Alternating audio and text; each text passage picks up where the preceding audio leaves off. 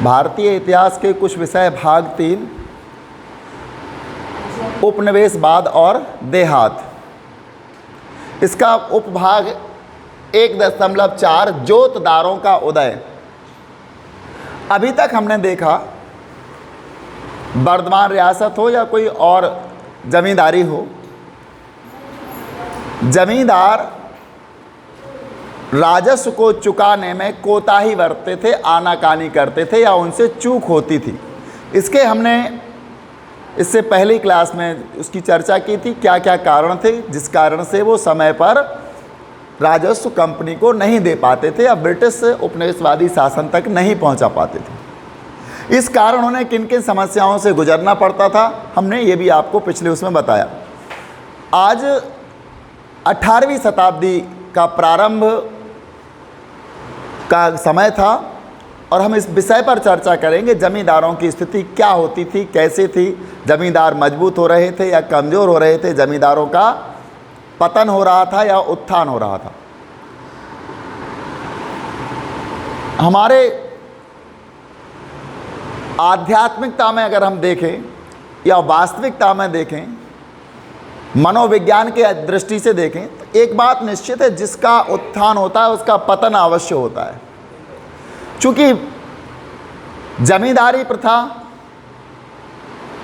British उपनिवेशवादी शासन की then थी और इसी के अंतर्गत उन्होंने स्तंभरारी बंदोबस्त लागू किया था, जिसके अंतर्गत कुछ गांवों का एक क्षेत्र बनाया जाता था और उस क्षेत्र को एक निश्चित राजस्व की दर पर किसी जमींदार को दे दिया जाता था, जिसका लगान का उत्तरदायित्व या राजस्व चुकाने का उत्तरदायित्व जमींदार का हुआ करता था।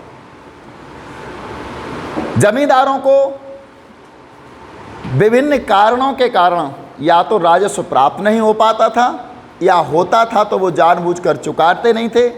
जब राजस्व नहीं चुकाते थे कंपनी को तो उनकी संपत्तियां नीलाम होती थी। संपत्तियों की नीलामी में भी काफ़ी हेरफेर था। उस समय कंपनी के द्वारा एक नियम बनाया गया था, यदि किसी स्त्री के नाम कोई संपत्ति होती थी तो उसको नीलाम नहीं किया जाता था। इसी को देखते हुए वर्धमान के जमींदार ने वो अपनी संपत्ति अपनी माँ के नाम कर दी थी। जो रही सही थी उसको उनके एजेंट खरीद लेते थे। एजेंट खरीदने के पश्चात उसका पैसा कंपनी को नहीं चुकाते थे, कंपनी पुनः नीलामी करती थी, पुनः ऐसा ही होता था। अंत तो गत्वा सस्ती दर पर ज़मीन फिर से या संपत्ति जमींदार के पास पहुंच जाती थी।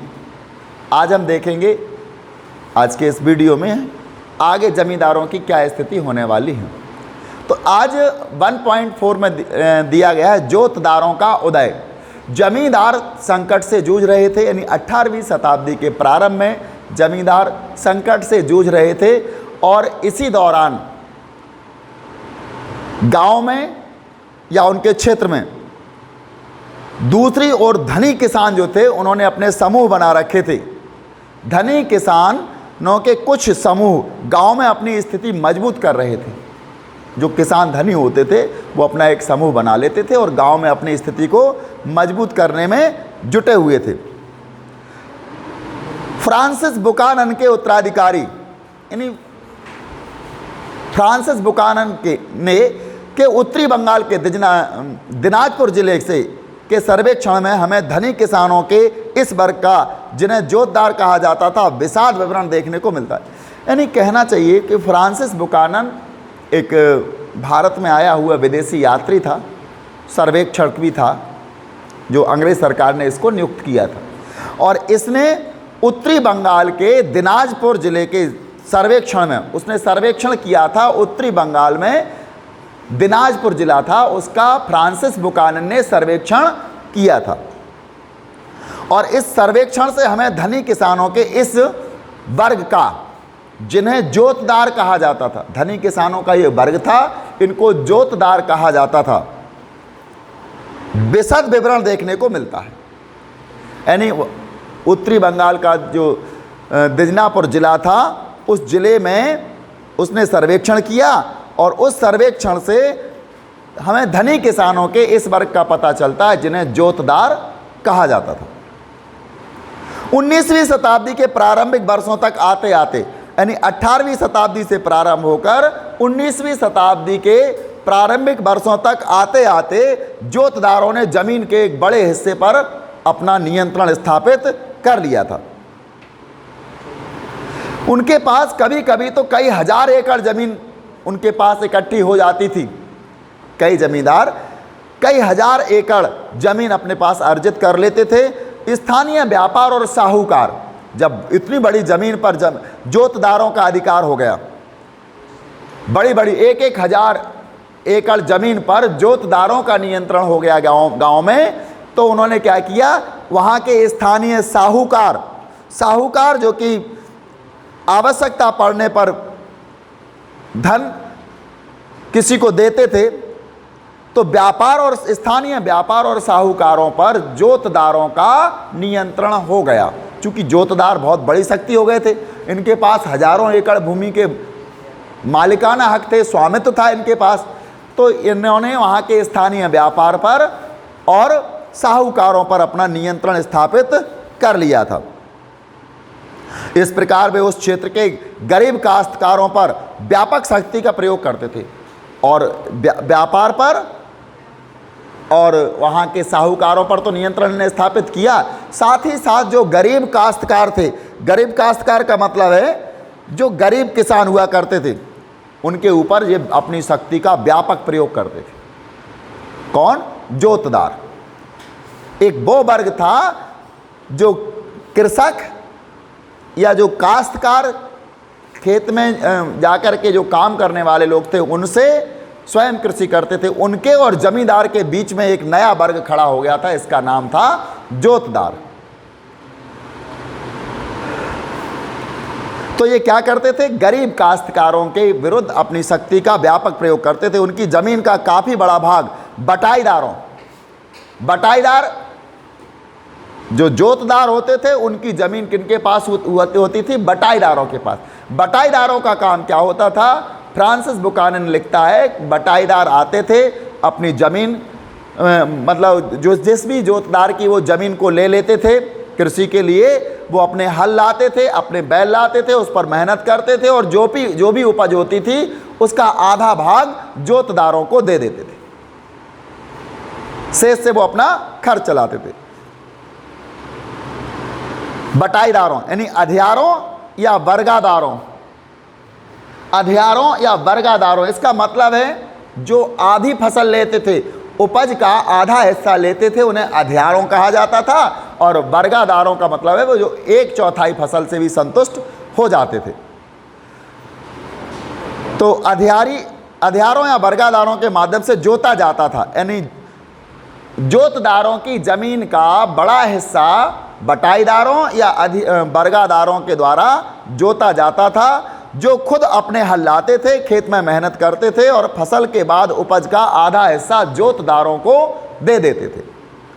गांव में जोतदारों की शक्ति जमींदारों की ताकत की अपेक्षा अधिक प्रभावशाली होती थी, क्योंकि जमींदार शहर में रहते थे और जोतदार गांव में रहते थे, किसानों के बीच रहते थे। लेकिन भूमि के एक बहुत बड़े हिस्से पर इनका अधिकार होता था।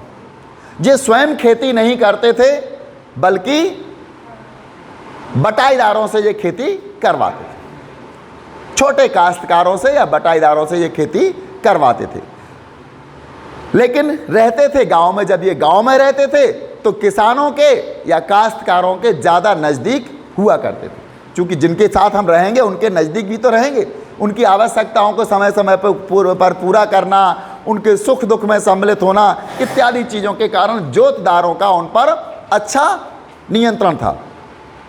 गांव में जोतदारों की शक्ति जमींदारों की ताकत की अपेक्षा अधिक प्रभावशाली होती थी। जमींदार के विपरीत जो शहरी इलाकों में रहते थे, जमींदार कहाँ रहते थे? शहरी इलाकों में। उसके विपरीत हुआ करते थे जोतदार, जो गांव में ही रहते थे और गरीब ग्रामवासियों के काफी बड़े वर्ग पर सीधे अपने नियंत्रण का प्रयोग करते थे। गांव में रहकर गरीब जोतदारों के बड़े वर्ग पर यह सीधा नियंत्रण स्थापित कर लेते थे जोतदार। जमींदारों द्वारा गांव की जमा यानी लगान को बढ़ाने के लिए किए जाने वाले प्रयत्नों का वे घोर विरोध करते थे। जब जमींदार गांव में लगान बढ़ाने का प्रयत्न करते थे या लगान बढ़ाने के लिए कोई काम करते थे या नियम बनाते थे, तो ये लोग उनका घोर विरोध करते थे। अब विरोध कैसे करते थे? चूंकि इनके पास जमीनें तो ज़्यादा थी जोतदारों के पास, तो लगान बढ़ाते यदि वो, तो सबसे ज़्यादा लगान जोतदारों को ही देना होता था। सैकड़ों एकड़ या 1,000 एकड़ ज़मीन के मालिकाना हक हुआ करते थे जोतदारों के पास। तो लगान यदि या राजस्व यदि वो बढ़ाते थे, जमा बढ़ाते थे ज़मींदार, तो इसके बदले में ये लोग उनका विरोध करते थे। जोतदार जमींदारों का विरोध करते थे। जमींदारी अधिकारियों को अपने कर्तव्यों का पालन करने से रोकते थे। जमींदार क्या करते थे? अधिकारियों को अपने कर्तव्यों का पालन करने से रोकते थे। हमारे कर्तव्य क्या हैं और उनका पालन कैसे करना है, उससे रोकते थे। जो रैयत उन पर निर्भर रहते थे, रैयत का मतलब जो किसान थे, जो जोतदारों पर निर्भर रहते थे, यानी जमींदारों ने जो अधिकारी भेजे गांव में काहे के लिए? अपने लगान या राजस्व को बढ़ाने के लिए या उसको इकट्ठा करने के लिए। तो क्या करते थे? वो तो अपने कर्तव्यों का पालन करते थे, कौन? अधिकारी। लेकिन उन कर्तव्यों का पालन करने से रोकने वाले जोतदार ही हुआ करते थे। जो रैयत पर निर्भर रहते थे और उन्हें वे अपने पक्ष में एकजुट रखते थे और जमींदारों को राजस्व के भुगतान में जानबूझकर देरी करा देते थे। यानी जोतदार क्या करते थे? अधिकारियों को कर्तव्यों का पालन करने से रोकते थे और किसानों को या जो काश्तकार होते थे उनको जानबूझकर लगान या राजस्व देने से रोकते थे, मना करते थे, जिससे जमींदार के पास समय पर लगान ना पहुंच पर सके या उसका भुगतान में देरी कर देते थे या तो जानबूझकर देरी भी कर देते। सच तो यह है कि जब राजस्व का भुगतान ना किए जाने पर जमींदारों की, यानी राजस्व का भुगतान नहीं कर पाते थे ये लोग, करते थे, तब क्या होता था? जमींदारों की जमीनें, बिल्कुल उनकी ज़मीनों का तो संपत्ति जाएगी ना।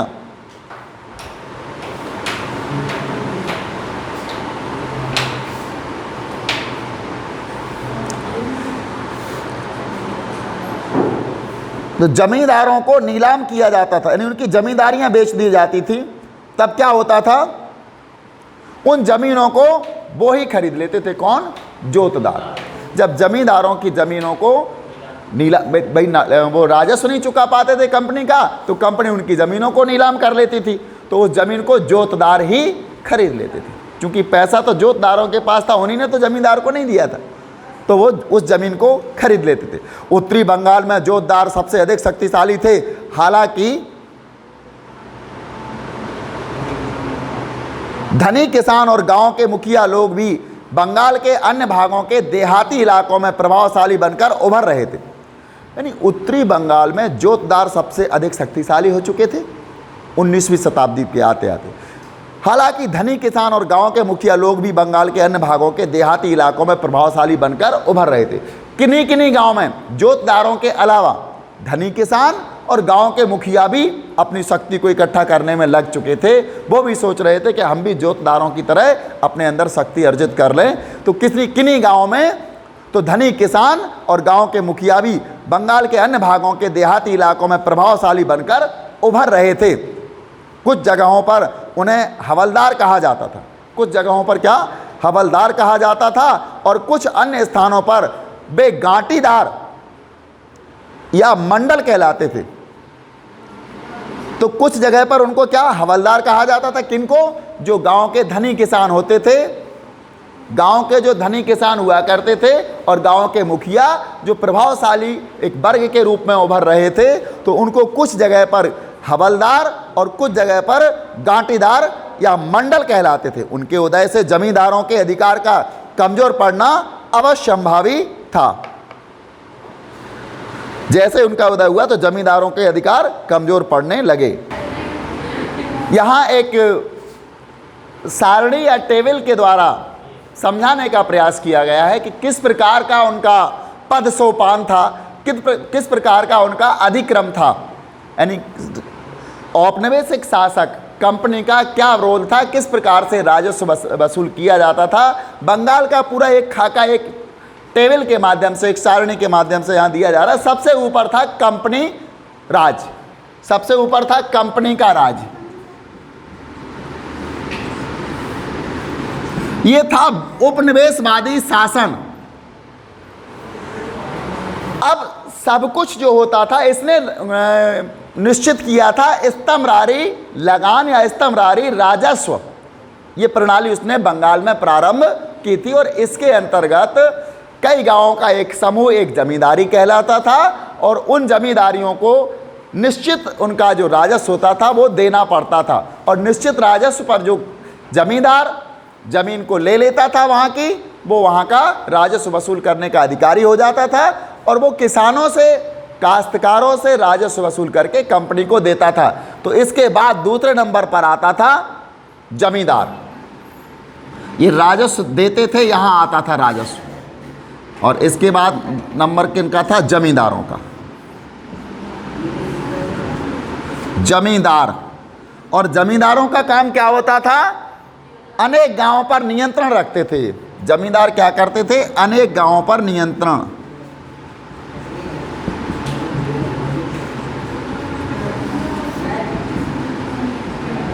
ये दो चीजें हो गई, यानी जमींदार कंपनी को राजस्व देगा। अब जमींदार तक राजस्व कहां से आएगा? जमींदार तक राजस्व आएगा, यहां आएगा रैयत, ये रैयत देगा इसको।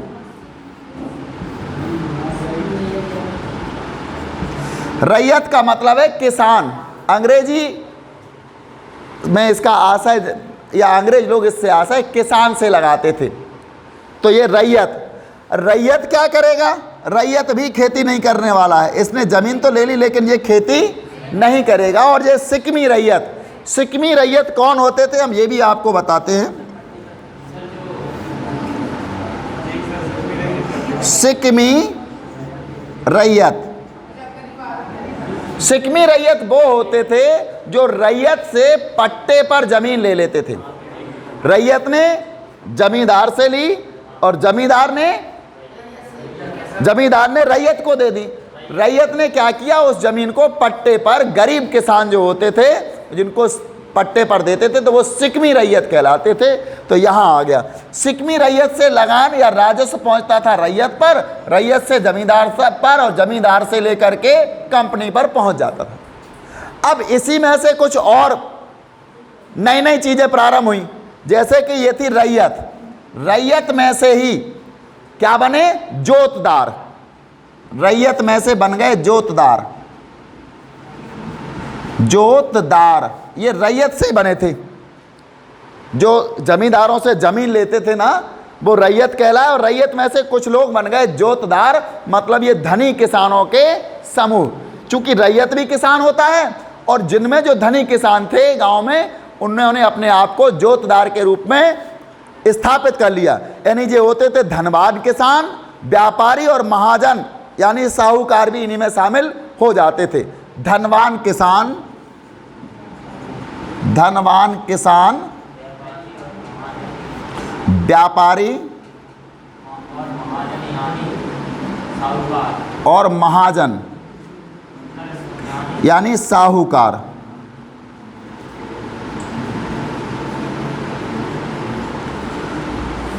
ये हो गए, कहां से गए? रैयत में से। अब ये क्या करेंगे? ये भी लगान किसको देंगे? ये लगान देंगे जमींदार को देंगे ये लगान। यानी यहां से तो रैयत के रूप में थे, जो रैयत का जा रहा था तो यहां से तो रैयत के पास जाएगा और एक हिस्सा इनका जा करके सीधा कहां जाने वाला है? जमींदार के पास। एक हिस्सा इनका जाएगा तो वो पहुंच जाएगा जमींदार के पास। चूंकि जमींदारों का ही तो हिस्सा थे, नहीं रैयत का हिस्सा थे, जमींदारों से इन्होंने जमीन ली थी तो जमींदार के पास पहुंच जाएगा, जमींदार से कंपनी पर पहुंचता था। अब जोतदारों में भी सिक्मी रैयत थी, इसमें भी कुछ गरीब लोग थे, वो भी क्या थे? सिक्मी रैयत। तो सबसे निम्न इकाई जो थी कृषि पर, जो प्रत्यक्ष रूप से खेती करते थे भूमि पर, और सबसे छोटी जो इकाई थी जहां से राजस्व जनरेट होता था वो थी सिक्मी रैयत। शिकमी रैयत, मतलब ये लोग खेत में काम करेंगे, यहाँ से उपज प्राप्त होगी, वो किसी न किसी रूप में इनको देंगे, किसी न किसी रूप में रैयत को देंगे। यहाँ से ये कुछ रैयत को भी दे सकते हैं और कुछ जा करके जमींदार को डायरेक्ट दे देते थे सीधा सीधा, और जमींदार लेकर के कंपनी को देता था। यही था इस्तमरारी बंदोबस्त, जो कि बंगाल में 18वीं और 19वीं सदी में प्रारंभ हुआ। 17वीं से लेकर 19वीं तक मान सकते हैं अपन। इस्तमरारी बंदोबस्त, इस्तमरारी व्यवस्था, प्रणाली लिख लो या व्यवस्था लिख लो, बंदोबस्त भी इसको ही कहते हैं।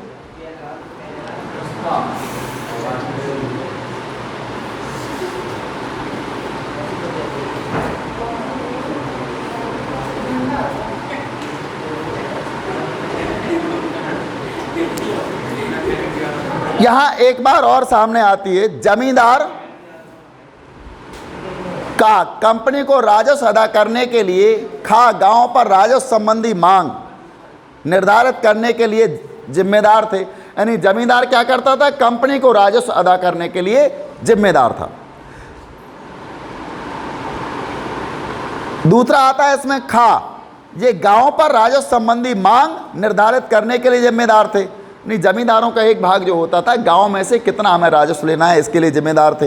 गांव का प्रत्येक छोटा या बड़ा रैयत जमींदार को लगान अदा करता, चाहे वो सिकमी रैयत हो या फिर रैयत हो या जोतदार हो, ये सभी लोग जमींदार को लगान देते थे।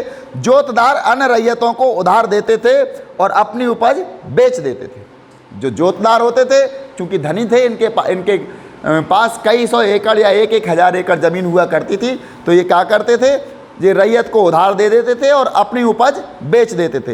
रैयत को जमीन खुद जोतते थे और बाकी जमीन सिकमी रैयत को लगान पर दे देते थे। सिकमी रैयत रैयतों को लगान देते थे। यानी सबसे निचला हिस्सा हो गया सिकमी रैयत।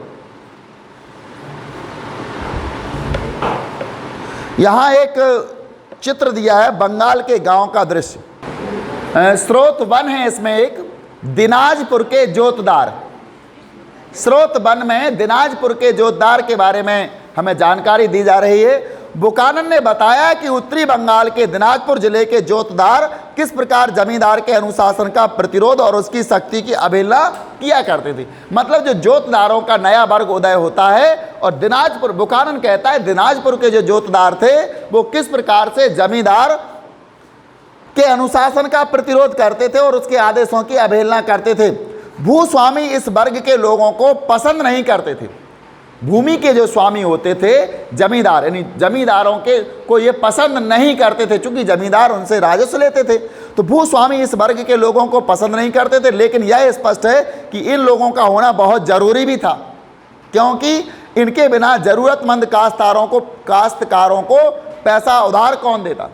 भूमि के स्वामी तो जोतदारों को बिल्कुल पसंद नहीं करते थे, लेकिन यह स्पष्ट है कि इन लोगों का होना भी बहुत जरूरी था, क्योंकि गरीब काश्तकार जो हुआ करते थे, गरीब कृषक होते थे गांव के, उनको ये लोग आवश्यकता पड़ने पर पैसा उधार दिया करते थे। जोतदार जो बड़ी बड़ी जमीनें जोतते थे और बहुत ही हठीले और जिद्दी हैं, बड़ी बड़ी जमीनें जोतते थे तो बहुत ही हठीले और जिद्दी होते थे, और यह जानते हैं कि जमींदारों का उन पर कोई बस नहीं चलता। वे ये भी जानते थे जमींदारों का उन पर कोई बस नहीं चलता है। वे तो अपने राजस्व के रूप में कुछ थोड़े से रुपए ही दे देते हैं। क्या करते थे, राजस्व के रूप में थोड़ा बहुत रुपए जमींदार को देते थे, और लगभग हर किस्त में कुछ ना कुछ बकाया रकम रह जाती थी। जो जोतदार होते थे, जमींदार को जो राजस्व होता था उसका थोड़ा बहुत हिस्सा देते थे, और हर किस्त में कुछ ना कुछ रकम बकाया हो जाती थी। उनके पास उनके पट्टे की हकदारी से ज़्यादा ज़मीनें हैं। यानी जोतदारों के पास जो पट्टे दिए गए थे ज़मीन के, उस हकदारी से भी ज़्यादा ज़मीनें हैं। जमींदार की रकम के कारण अगर अधिकारी उन्हें कचहरी में बुलाते थे। अब जोतदारों पर क्या है, जमींदार का बकाया ज़्यादा है, क्योंकि हर किस्त में कुछ ना कुछ बचा लेते थे वो, तो धीरे धीरे जोतदारों पर एक बहुत बड़ी रकम हो जाती थी। तो जमींदार की रकम को वसूल करने के लिए या उसके कारण से जमींदार के अधिकारी यदि उन्हें कचहरी में बुलाते थे, चूंकि कचहरियों में जमींदार ही पहले काम करते थे, वही न्याय करते थे, लेकिन बाद में कंपनी ने वहाँ अपने कलेक्टर बिठा दिए थे। अगर वो कचहरी में बुलाते थे और उन्हें डराने धमकाने के लिए घंटे 2 घंटे कचहरी में रोक लेते थे, तो वे तुरंत उनकी शिकायत करने के लिए फौजदारी थाना यानी पुलिस थाना या मुंसिफ की कचहरी में पहुंच जाते थे। यानी जोतदारों को कौन बुलाते थे? जमींदार के अधिकारी जमींदार का बकाया वसूल करने के लिए उन्हें कचहरी में बुलाते थे और उन्हें डराने धमकाने के लिए घंटा 2 घंटा कचहरी में रोक लेते थे। तो वो तुरंत क्या करते थे? उनकी शिकायत करने के लिए फौजदारी थाना या मुंसिफ की कचहरी में पहुंच जाते हैं और कहते हैं कि जमींदार के कारिंदों ने उनका अपमान किया है, और वहां जाकर शिकायत करते हैं जमींदार के कारिंदों ने उनका अपमान किया है। इस प्रकार राजस्व की बकाया रकमों के मामले बढ़ते जाते हैं और जोतदार छोटे छोटे रैयत को राजस्व ना देने के लिए भड़काते रहते हैं। वहाँ पहुँच जाते हैं, कहते जमींदार के कारिंदों ने हमारा अपमान किया है, और बस पैसा नहीं देना पड़ता है उनको और वो खुद नहीं देते हैं, और छोटे छोटे जोतदार को राजस्व ना देने के लिए भी भड़का देते हैं कि आप भी राजस्व मत दो, कुछ नहीं होता।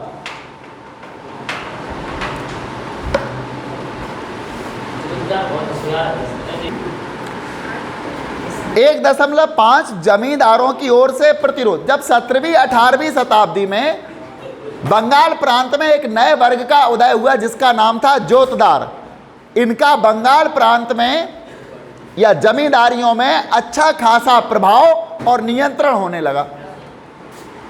इसका कारण था ये गांव में किसानों के बीच रहते थे, ये धनी थे, इनके पास बहुत सारी जमीन हुआ करती थी और ये छोटे छोटे किसानों को, गरीब किसानों को समय समय पर धन भी उधार दिया करते थे। इस कारण इनका प्रभाव वहाँ बढ़ने लगा। साथ ही साथ ये जमींदारों को लगान नहीं देते थे, राजस्व नहीं देते थे, जिससे जमींदारों की स्थिति संकट में पड़ गई। जब जमींदारों की स्थिति संकट में पड़ने लगी तो जमींदारों ने भी क्या किया? इसका प्रतिरोध शुरू कर दिया। और प्रतिरोध स्वरूप उन्होंने क्या किया जी? कहते ग्रामीण क्षेत्रों में जमींदारों की सत्ता समाप्त नहीं हुई थी। इन स्थिति संकट में तो आ गई थी जमींदारों की, लेकिन इनकी सत्ता पूरी तरह समाप्त नहीं हुई थी। राजस्व की अत्यधिक मांग और अपनी भू संपदा की संभावित नीलामी की समस्या से निपटने के लिए जमींदारों ने इन दबावों से उबरने के रास्ते निकाल लिए। नए संदर्भों में नई रणनीतियां बना ली गई। जब जमींदारों पर राजस्व को जमा करने की या राजस्व की अत्यधिक मांग बढ़ी, उन पर कंपनी के द्वारा राजस्व जमा करने के लिए मांग बढ़ने लगी जमींदारों पर, और जब इनकी भू संपदाओं की नीलामी होने लगी, चूंकि ये राजस्व दे नहीं पाते थे, कंपनी को नहीं दे पाते थे, तो जाकर के इनकी भू संपदाएं थीं और जो भी संपत्तियां थी इनकी नीलामी होने लगी। तो इस नीलामी से बचने के लिए वो नए नए रास्ते निकालने लगे, नई नई रणनीतियां बनाने लगे। और सबसे पहले वो क्या करते थे? फर्जी बिक्री एक ऐसी ही तरकीब थी। कैसी बिक्री करते थे वो?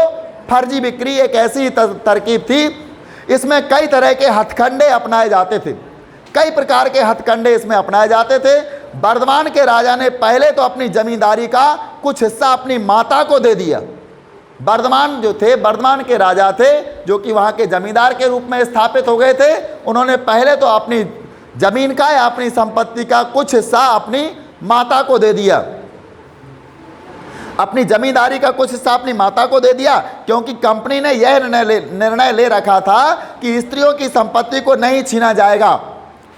फिर दूसरे कदम के तौर पर उसके एजेंटों ने नीलामी की प्रक्रिया में जोड़ तोड़ किया और पहले तो उसने अपनी जमींदारी का बहुत बड़ा हिस्सा अपनी माता के नाम कर दिया, और दूसरी प्रकार से उसने क्या किया?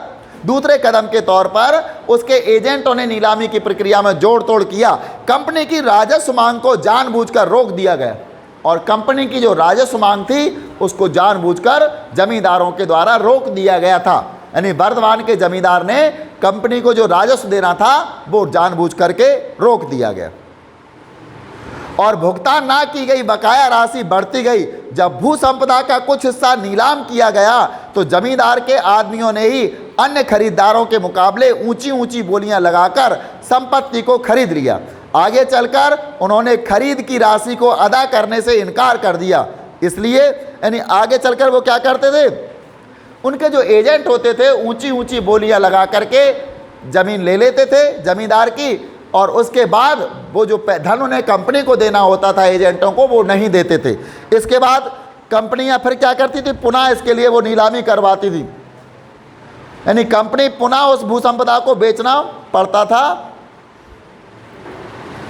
एक बार फिर जमींदार के एजेंटों ने ही उसे खरीद लिया और पुनः बेचा, तो जमींदार के एजेंट ने फिर से उस जमीन को खरीद लिया, लेकिन फिर भी पैसा नहीं दिया और फिर एक बार खरीद की रकम नहीं अदा की गई, इसलिए एक बार फिर नीलामी करनी पड़ी। यह प्रक्रिया बार बार दोहराई जाती रही।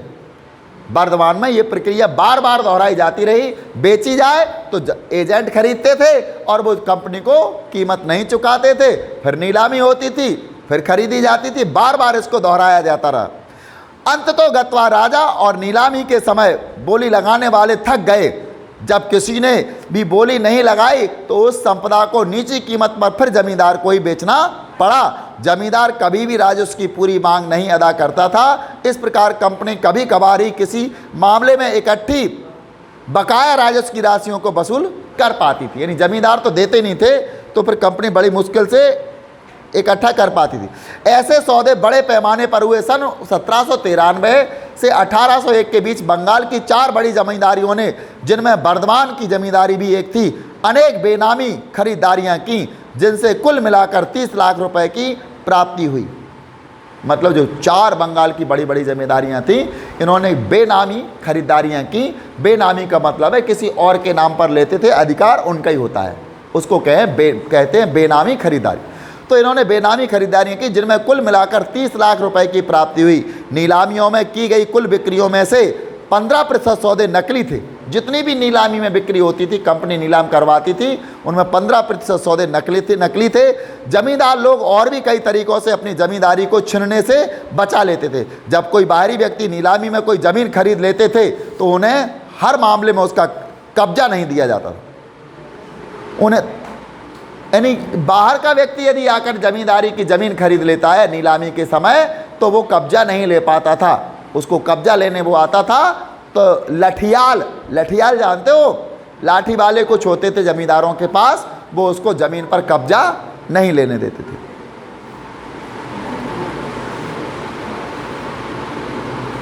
तभी उन्हें हर मामले में उसका कब्जा नहीं मिलता था। कभी कभी तो पुराने जमींदार के लठियाल नए खरीदार के लोगों को मार पीट कर भगा देते थे, और कभी कभी तो ऐसा भी होता था कि पुराने रैयत बाहरी लोगों को, यानी नए खरीदारों के लोगों को ज़मीन में घुसने ही नहीं देते थे। वे अपने आप को पुराने जमींदार से जुड़ा हुआ महसूस करते थे और उसके प्रति वफादार बने रहते थे, और यह मानते थे कि पुराने जमींदार ही उनका अन्नदाता है। मतलब गांव की जो रैयत थी, किसान थी, वो बाहर के खरीदार को ज़मीन तक नहीं पहुंचने देते थे, क्योंकि वो अपने पुराने ज़मींदार के प्रति वफादार हुआ करते थे। और वफादार होने के साथ साथ वो क्या करते थे, उन्हें ये मानते थे कि यही हमारे अन्नदाता है और वे उसकी प्रजा हैं। जमींदार की बिक्री से उनके तादात्म्य और गौरव को धक्का पहुंचता था, इसलिए जमींदार आसानी से विस्थापित नहीं किए जा सकते थे, यानी उनको आसानी से नहीं हटाया जा सकता था। 19वीं शताब्दी के प्रारंभ में कीमतों में मंदी की स्थिति समाप्त हो गई। अब 19वीं शताब्दी का प्रारंभ आया, अब कीमतों में जो मंदी थी वो अब समाप्त हो गई। पहले कीमतें मंदी थी, कीमतें बहुत नीची हुआ करती थी फसलों की, तो काश्तकार या रैयत भी जब इतना लगान नहीं दे पाते थे, क्योंकि उनकी कीमत भी बहुत कम जाती थी फसल की, तो वो इतना लगान नहीं दे पाते थे। लेकिन 19वीं शताब्दी के प्रारंभिक वर्षों में कीमतों की मंदी अब समाप्त हो गई। इसलिए जो जमींदार 1790 के दशक की तकलीफ़ों को झेलने में असफल हो गए, उन्होंने अपनी सत्ता को सुदृढ़ बना लिया। राजस्व के भुगतान संबंधी नियमों को भी कुछ लचीला बना दिया गया। फलस्वरूप गाँवों पर जमींदारों की सत्ता और अधिक मजबूत हो गई। लेकिन आगे चलकर 1930 के दशक में घोर मंदी की हालत में अंततः जमींदारों का भट्टा बैठ गया और जोतदारों ने देहात में अपने पांव मजबूत कर लिए। यानी कि फिर से 1930 में एक बार फिर वैश्विक मंदी आई थी, पूरी दुनिया में मंदी छा गई थी और इस मंदी में जमींदारों की हालत खराब हो गई और उनका भट्टा बैठ गया और जोतदारों ने देहात में अपने पांव मजबूत कर लिए। हमारा 1.6 अगले वीडियो में हमारा आएगा 5वीं रिपोर्ट। इसके लिए आप लोग चैनल को देखते रहें, सब्सक्राइब करते रहें। धन्यवाद।